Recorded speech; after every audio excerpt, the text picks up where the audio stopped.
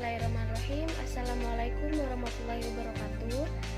Saya Anissa Frila dari kelas Perbankan Syariah 2 Fakultas Ekonomi Bisnis Islam Institut Agama Islam Negeri Jember.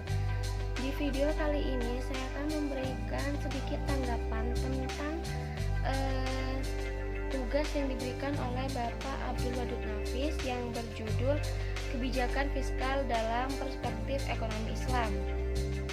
Kebijakan fiskal merujuk pada kebijakan yang dibuat oleh pemerintah. Kebijakan fiskal adalah kebijakan yang dilakukan oleh pemerintah dengan cara meningkatkan atau mengurangi pendapatan dan belanja negara untuk mencapai tujuan yang diinginkan, seperti mengurangi jumlah pengeluaran untuk mencapai pertumbuhan ekonomi yang sudah dikerjakan.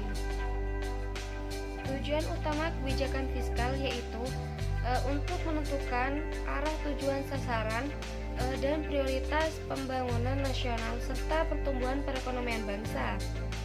Adapun tujuan-tujuan dikeluarkannya fiskal secara rinci adalah sebagai berikut. Yang pertama yaitu untuk mencegah pengangguran, yang kedua mendorong laju investasi, dan yang ketiga itu untuk mewujudkan keadilan sosial, dan yang terakhir itu stabilitas harga. Kemudian ada komponen.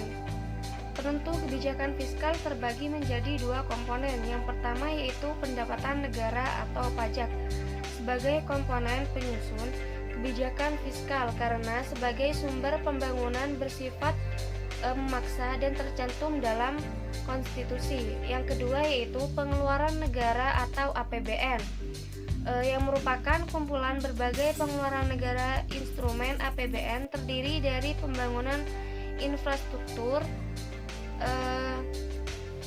dan fasilitas umum hingga biaya operasional pemerintah. Adapun fungsi dari kebijakan fiskal dalam ekonomi Islam ini yaitu yang pertama itu memelihara terhadap hukum, keadilan, dan pertahanan. Yang kedua yaitu perumusan dan pelaksanaan terhadap kebaikan ekonomi. Yang ketiga yaitu manajemen kekayaan pemerintah, dan yang keempat yaitu investasi ekonomi oleh pemerintah jika diperlukan.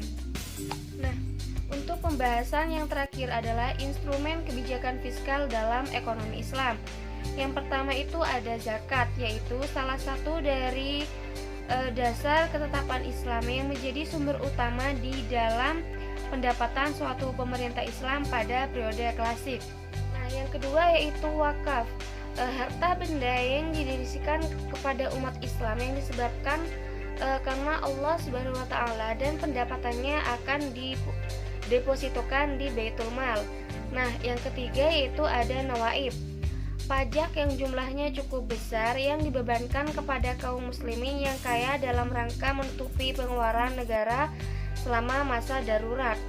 Nah, yang keempat yaitu humus, harta karun atau temuan. Humus sudah berlaku pada periode sebelum Islam.